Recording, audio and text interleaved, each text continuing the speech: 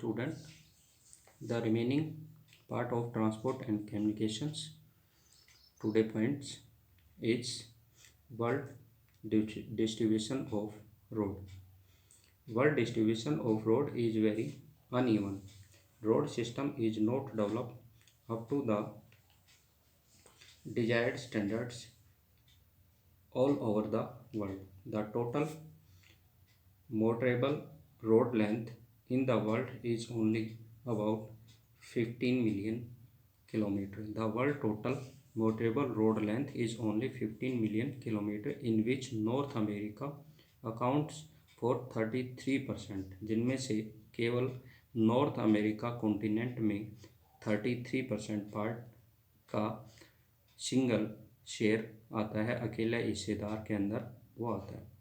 The highest road density and the highest number of vehicles are registered in this continent compared to the Western Europe. Western Europe के compare के अंदर केवल north America continent के अंदर जो हैं वो हमारे सबसे अधिक व्हीकल्स और रोड जो हैं वो रजिस्टर्ड हैं. 33% जो उत्तरी अमेरिका की हिस्सेदारी है ये विश्व में सबसे अधिक है. केवल एक सिंगल कॉन्टिनेंट है जिसमें 33% टोटल वर्ल्ड के रोड की लेंथ का पार्ट जो है वो पाया जाता है. पश्चिमी यूरोप की तुलना में यहाँ पर ये जो प्रतिशत है वो बहुत ही कम है, क्योंकि यूरोपियन देशों के अंदर रोड के कंपैरिजन में रेलवे को इम्पोर्टेंस अधिक दी जाती है.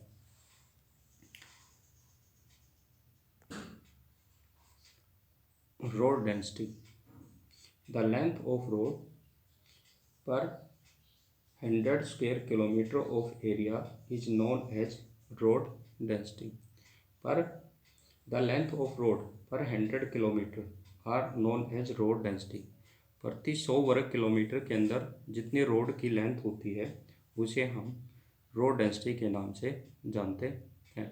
The highest number of vehicles और रोड डेंसिटी जो है वो आपकी डिफरेंट नेशंस के अंदर डिफरेंस है, जिसके अंदर जो हमारे डेटा हमारे पास अवेलेबल्स हैं रोड डेंसिटी में 2005 के उनके अकॉर्डिंग्स जापान के अंदर रोड डेंसिटी 327 किलोमीटर पर 100 स्क्वायर किलोमीटर पर रोड की डेंसिटी आती है. उसके बाद दूसरे नंबर पर आता है फ्रांस, जिसमें रोड डेंसिटी जो है वो 164 किलोमीटर पर 100 स्क्वायर किलोमीटर एरिया के अंदर आता है. उसके बाद यूके आता है जिसमें रोड डेंसिटी 162 है, श्रीलंका 151 है, इंडिया 105 है, स्पेन 68 और यूएसए 67 के अंदर आते हैं.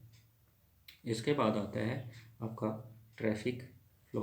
ट्रैफिक फ्लो होता है कि जो हमारे रोड्स हैं उन पर किस टाइम पीरियड के अंदर ट्रैफिक जो मैक्सिमम होता है और किस टाइम पीरियड के अंदर जो है वो ट्रैफिक सबसे कम होता है.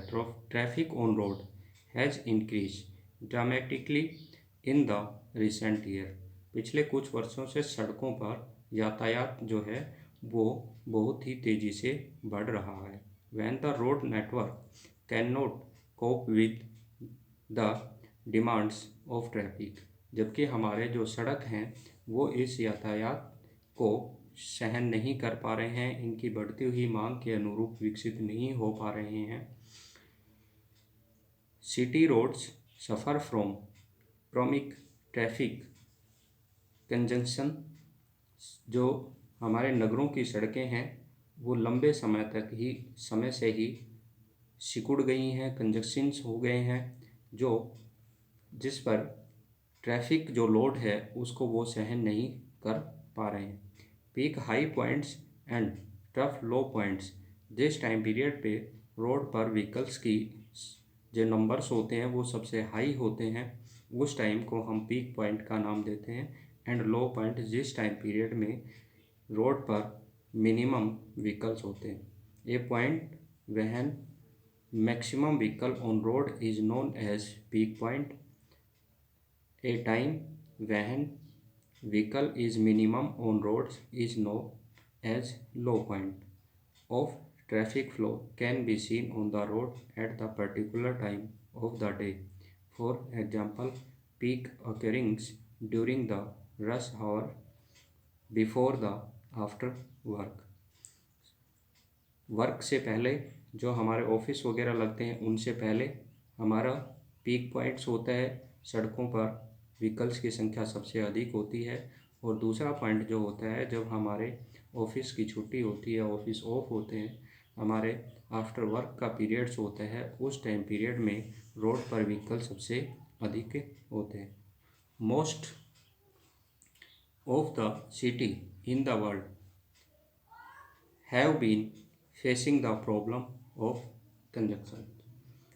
बड़े पैमाने पर जो हमारे परिवहन के विश्व के शहर हैं, ये सड़कों पर परिवहन की संकुलता को सहन कर रहे हैं और सड़कों पर इनकी संख्या लगातार बढ़ती जा रही है। नेक्स्ट पॉइंट जो आपका आता है वो है कि रोड पर जो हमारे कंजस्शंस बढ़ रहा है, इस कंजस्शन को कम करने के लिए क्या उपयोग किया जाए। Think on these lines for a better tomorrow. अपने भविष्य को अच्छा बनाने के लिए हमें इन पंक्तियों पर ध्यान देना चाहिए।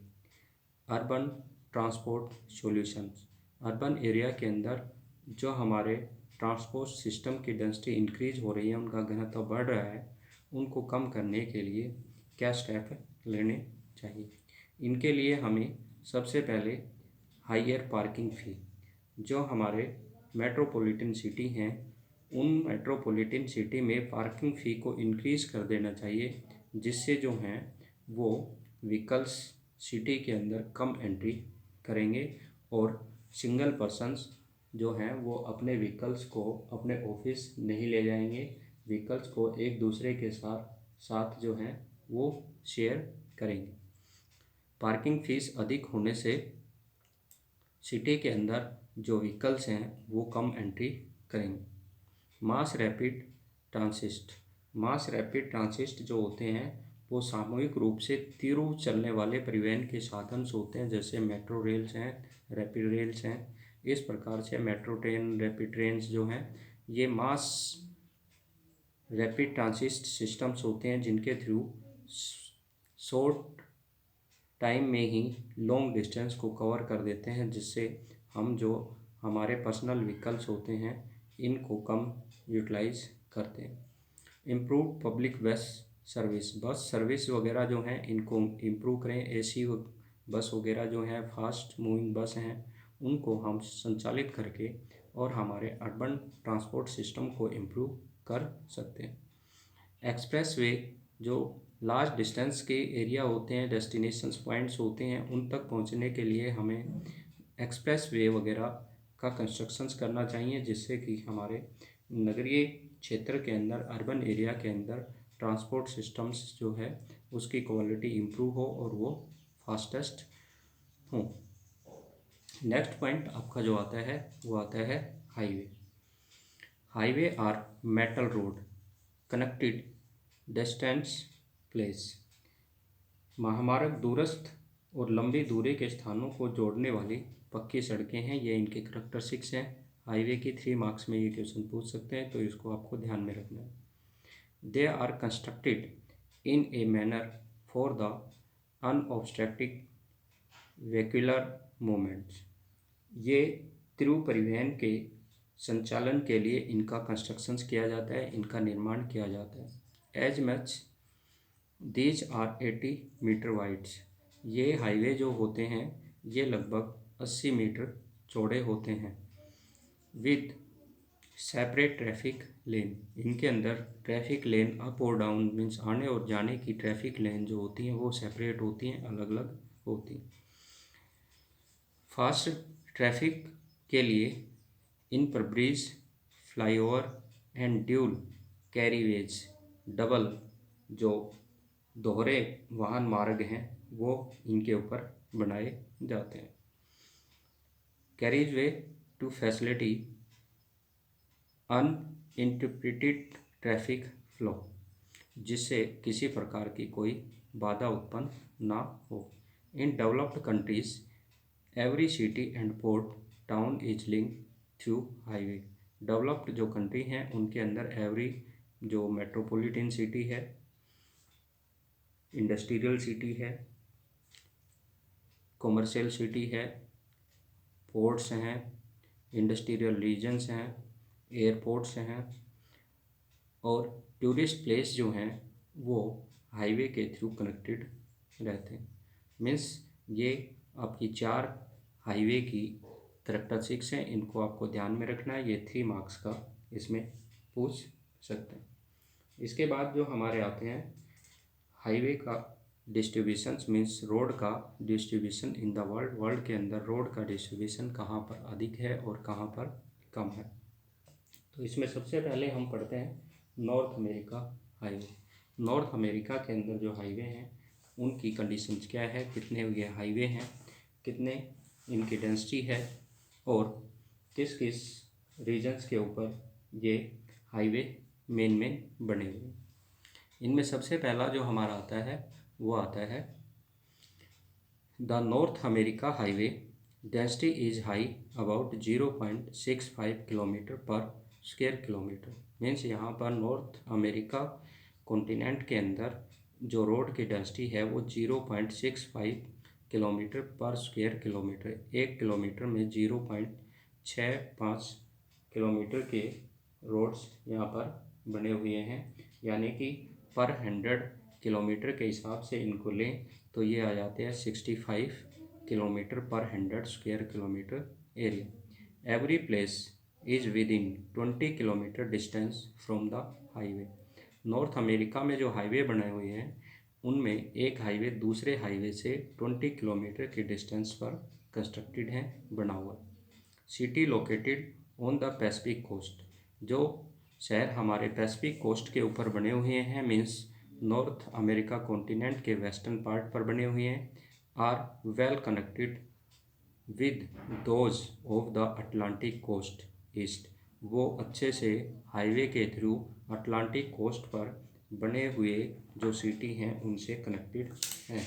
जैसे कि हम मैप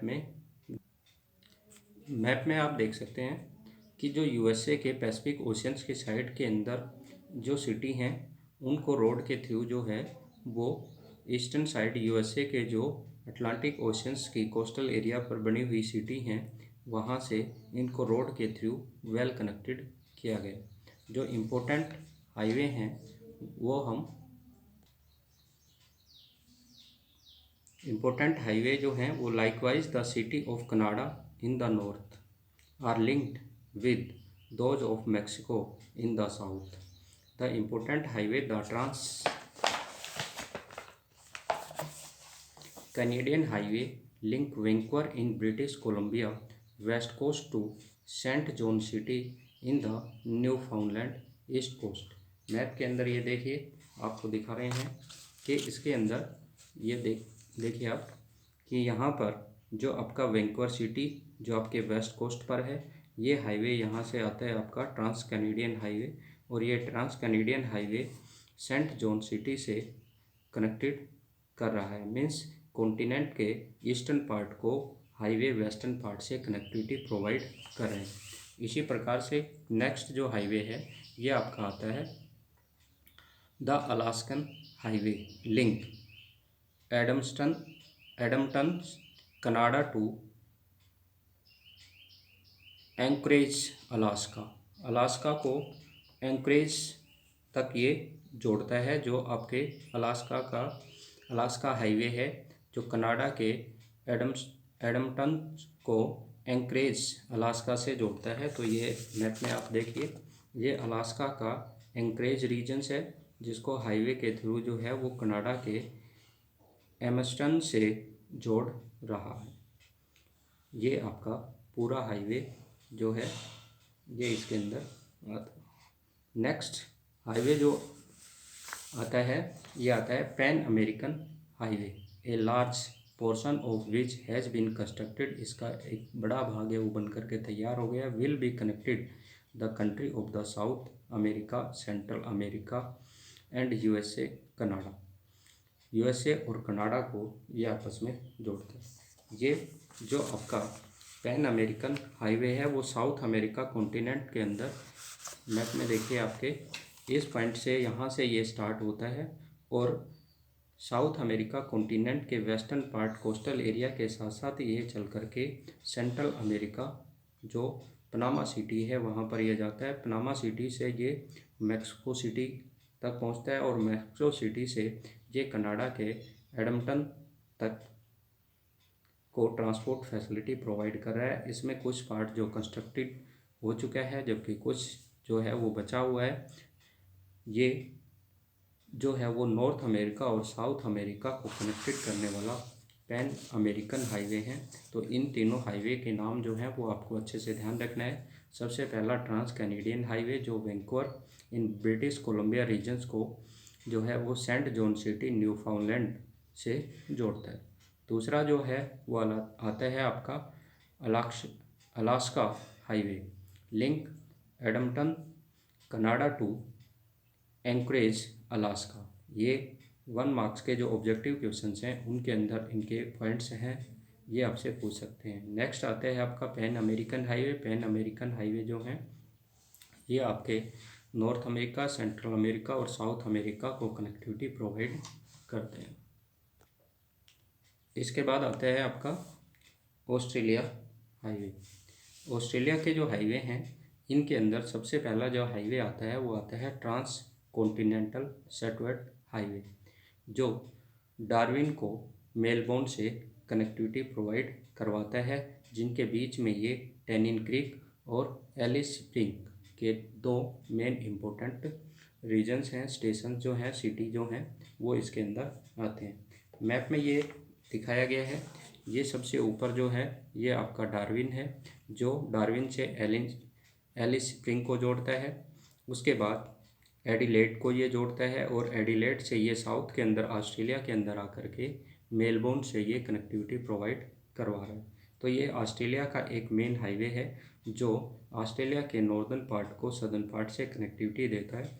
ऑस्ट्रेलिया के जो मेन मेट्रोपॉलिटन सिटी और इंडस्ट्रियल रीजन से हैं वो ऑस्ट्रेलिया के कोस्टल एरिया पर सिचुएटेड हैं, इसलिए कोस्टल एरिया जो हैं वो ऑस्ट्रेलिया के मेट्रो जो हैं वो आपके रोड से वेल कनेक्टेड हैं। नेक्स्ट पॉइंट इसके अंदर आपका आता है Europe. Europe has a large number of vehicles as well as developed highway network, but highway face a lot of competitions for railway and waterway. Railway के अंदर Europe के अंदर बहुत सारे हाईवे हैं जो बहुत ही अच्छे से हैं और इन पर बहुत सारे व्हीकल्स चलते हैं, परंतु जो यूरोप के हाईवे हैं उनको रेलवे से और वाटरवे से कंपटीशन करना पड़ता है क्योंकि यहाँ पर रेलवे बेटर क्वालिटी के हैं और मॉडर्न टेक्नोलॉजी से बने हुए हैं। इसी टाइप से यहाँ के जो रिवर्स वगैरह हैं इनको भी वाटरवे के रूप में डेवलप किया गया है, जो दोनों ही ट्रांसपोर्ट के चीप मोड के अंदर आते हैं, सस्ते परिवहन के साधन के अंदर आते हैं। इसलिए यहाँ के लोग जो हैं वो हाईवे को इम्पोर्टेंस नहीं देते हैं ट्रांसपोर्ट पर्पज़ के लिए। इसके बाद आते हैं आपके रसिया। ये dense highway network is developed in the industrial region west of the Urals and Moscow as the hub. Europe के अंदर जो उरल और मॉस्को रीजन्स है जो इंडस्ट्रियल हब के रूप में डेवलप हैं, यहाँ पर सबसे अधिक हाईवे की डेंसिटी जो है वो पाई जाती है।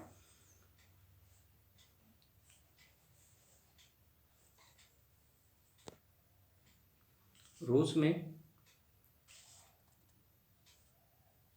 जो यूराल के पश्चिम में स्थित जो एक इंडस्ट्रियल रीजन है, industrial region west of the Ural with Moscow as the hub.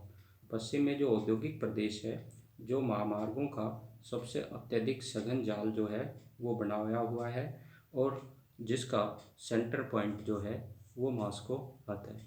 The important Moscow Vladivostok highway serve the region to the east। यहाँ का जो महत्वपूर्ण हाईवे है वो मॉस्को व्लादिवोस्टोक महामार्ग जो पूर्व में स्थित प्रदेशों को अपनी सेवाएं उपलब्ध करवा रहा है। The important Moscow Vladivostok highway serve the regions to the east, इसके सभी क्षेत्रों को अपनी सेवाएं दे रहा है। Due to the vast geographical area highway in Russia are not as important as railway. अत्यधिक बड़े भौगोलिक क्षेत्र होते हुए भी रूस के अंदर महामार्ग जो हैं वो अधिक महत्वपूर्ण नहीं है जितने कि रेलवे हैं। मीन्स रेलवे को यहाँ सबसे अधिक महत्व दिया जाता है, इसलिए अधिकतर इंपोर्ट और एक्सपोर्ट जो होता है और सर्विस और गुड्स जो होती हैं उनको one place to another place transport करने के लिए रेलवे को ही यूज किया जाता है। नेक्स्ट पॉइंट आता है China. In China highway criss cross the country, connected all major cities such as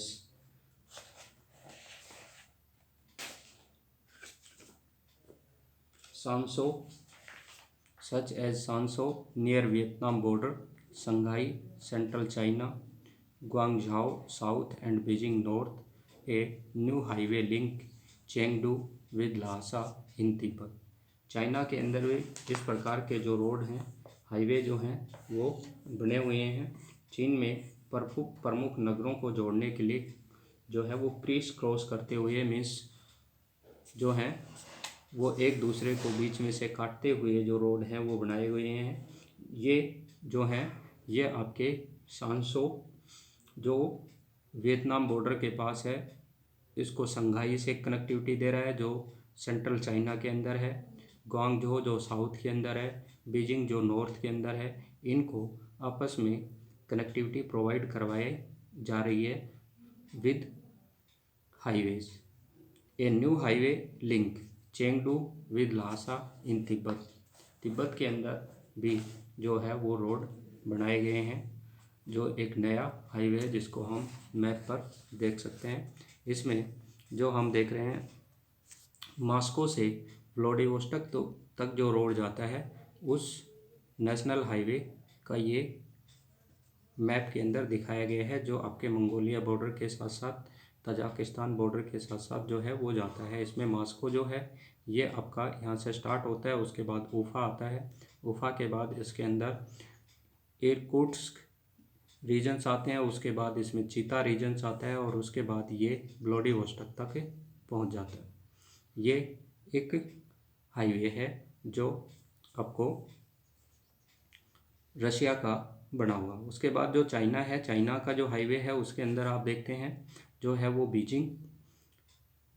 Beijing से जो सांसो ये आ जाता है, शंघाई आ जाता है, ग्वांगझो आ जाता है इसके अंदर। इनको आपस में जोड़ने के लिए भी एक नेशनल हाईवे जो है वो बनाया हुआ है। उसके बाद जो इसके अंदर नेशनल हाईवे चाइना का जो था आपका जिसमें चेंगडू और ल्हासा, ये चेंगडू और ल्हासा जो है ये चेंगडू आपके चाइना के सेंट्रल पॉइंट के अंदर है और जो ल्हासा जो है ये आपका आ जाता है तिब्बत के अंदर नेपाल बॉर्डर के पास।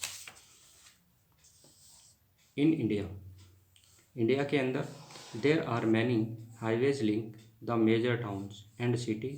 For example national highway number 7 connected Varanasi and with Kanyakumari is the longest in the country. ये हमारी एनसीईआरटी के अंदर दिया हुआ है, लेकिन प्रेजेंट के अंदर नेशनल हाईवे 44 जो है वो हमारा क्या है सबसे लंबा है। द गोल्डन क्वाड्रिलेटरल्स हाईवे जो हमारे 4 मेट्रोपॉलिटन सिटी को आपस में जोड़ रहा है, जिसके अंदर दिल्ली से मुंबई, मुंबई से चेन्नई, चेन्नई से कोलकाता और कोलकाता से वापस दिल्ली, ये भी हमारे गोल्डन क्वाड्रिलेटरल्स के अंदर हाईवे आ रहे हैं। सुपर एक्सप्रेसवे भी हमारे जो बनाए जा रहे हैं जो नॉर्थ से साउथ और ईस्ट से वेस्ट के अंदर आते हैं, जो गोल्डन क्वाड्रिलेटरल्स हाईवे के साथ ही जो हमारे north south east west corridors हैं ये भी हमारे को बड़े मेट्रोपॉलिटन सिटी, एयरपोर्ट्स, सी पोर्ट्स, इंडस्ट्रियल रीजन से वेल कनेक्टिविटी प्रोवाइड करवा रहे हैं। न्यू दिल्ली, मुंबई, बेंगलोर, चेन्नई, कोलकाता एंड हैदराबाद जो हैं ये हमारे 4 मेट्रोपॉलिटन सिटी हैं जो हमारे नेशनल हाईवे से वेल कनेक्टेड हैं। इन अफ्रीका के अंदर जो हमारे हाईवे हैं वो बहुत ही कम है क्योंकि वहाँ पर डेवलपमेंट का लेवल बहुत ही कम है। In Africa the highway join Algiers in the north and Conakry in Guyana. Similarly, Cario is also connected to Cape Towns, जो हाईवे के थ्रू कनेक्टेड रीजन्स हैं। उसके बाद आते हैं आपके बॉर्डर रोड जो हमारे इंटरनेशनल बॉर्डर्स हैं, इन इंटरनेशनल बॉर्डर से जो हमारे सोल्जर्स हैं, इन सोल्जर्स को फैसिलिटी प्रोवाइड करने के लिए, बॉर्डर की सिक्योरिटी करने के लिए बॉर्डर रोड ऑर्गेनाइजेशंस के थ्रू रोड का कंस्ट्रक्शंस किया जाता है जिससे बॉर्डर की सिक्योरिटी हो सके और बॉर्डर के नियर बाई जो विलेज हैं उनको कंट्री के इनलैंड पार्ट से वेल कनेक्टिविटी दी जा सके। Road laid along international boundaries are called border road. जो रोड हमारे इंटरनेशनल बाउंड्री के पास बने हुए हैं उनको हम बॉर्डर रोड कहते हैं। They play an important role in integrating peoples in remote area. जो हमारे पिछड़े हुए क्षेत्रों में लोग रह रहे हैं उनको देश के आंतरिक भाग से जोड़ने के लिए इनका उपयोग किया जाता है with major city and providing defence. जो बड़े शहर वगैरह हैं, नगर वगैरह हैं और डिफेंस पर्पज़ के लिए इनका यूज़ किया जाता है। Almost all countries have such road to transport goods to border village and military camps वगैरह पर्पज़ के लिए इनको यूटिलाइज किया जाता है।